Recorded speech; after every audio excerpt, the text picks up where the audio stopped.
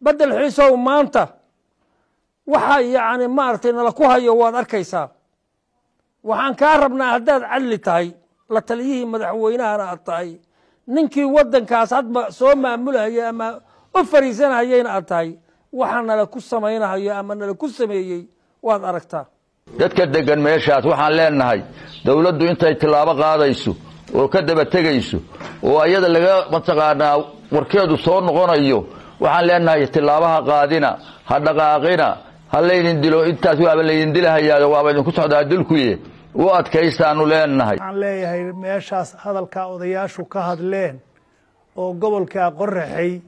qurac shir iyo laasacaanood iyo fadhi garaadle iyo intaas u dhexle ilaa shilaabo dadka ku nool oo walaalaha ah waxaan leenahay ilaahay ka baqa maamulka ummadaas hoos tagto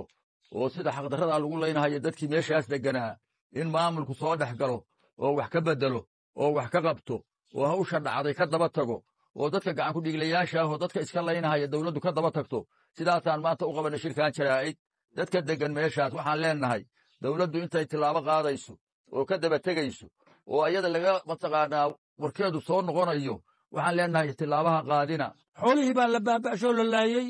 dadkii baa la laayay waxa weeye mana garanayno waxa dadka iyaga iyo xoolaha iyaga lagu leynayo marka ugu horeysa asaga oo raali iga noqonaya bedel xiis ninkii noo qabtay bisha kunka calaad noogu qabtay ordayay oo aan ka joogi weynay buu ahaa waa fuleen bedel xiisow maanta waxa yaani maartay nala ku hayo waad arkaysaa waxaan ka rabnaa hadaad cadli tahay la taliyihii madaxweynaha aad tahay ninkii wadankaas hadba soo maamulaya ama u fariisanayayna aad tahay waxa nala ku sameeynayo ama nala ku sameeyay waad aragtaa wixii shilaaba aan ku gaarnay waad garanaysaa raggii gooyay baad ka mid ahayd waxaad ka samaysaa adiga yani kaa warsugaynaa insha allah xilliga ramadaanka oo jilaalka oo maartay dadka maxasta iyo dadka shacabka lagu leynayo oo laba geesoodka loo leynayo oo dhan ay u cararaan ayna jirin hadda oo dadkii dawladda sheeganayeen ay wax ka laayeen dadkii shacabka ahaana ay laynayaan oo u ekaan karta mabaadii wada socota yaan deegaanku ku wada soconine waxay u ekaan kartaa dad nabadiid oo labada dhinacba ku jira inay fulinayaan arrinkaas dadka xagiisa wax jiraan oo dawladda ah oo carrada dawladda ka ahayd oo ballanka la lahaa oo dadka wax u kala qaadaysay oo kala xukumaysay oo wax aan hawsha isku ogeyn maanta adinka xagiina wax jiraan wax la garan karo iyo wax la qaadan karo iyo wax la isku nabadgelin karo iyo wax dadku ku kala qanco iyo dadka dad iyo duunyada dhibaatada lagu sameeyey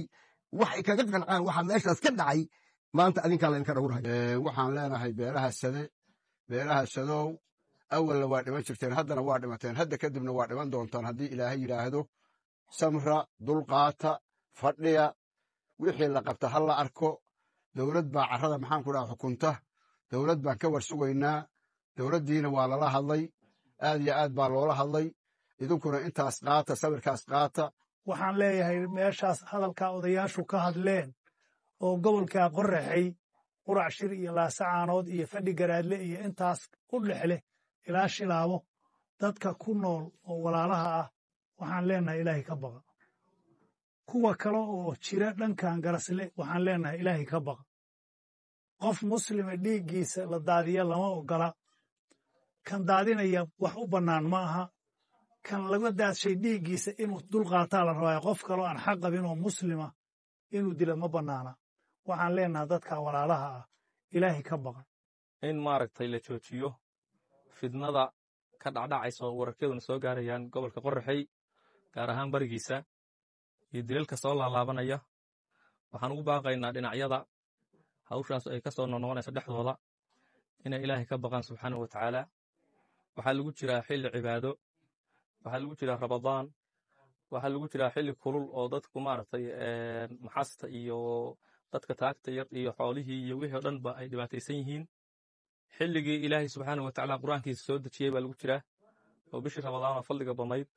oo laylatul qadriga ku jiray xilligii dadka mu'miniinta ah ay cibaadaysan jireen oo ilaahay loo dhowaan jiray oo dunuubta laga dheeraan jiray oo jannada ilaahay la dalban jiray oo la kasban jiray baa lagu jiraa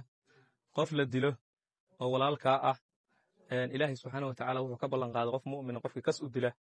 inuu gelinayo jahannama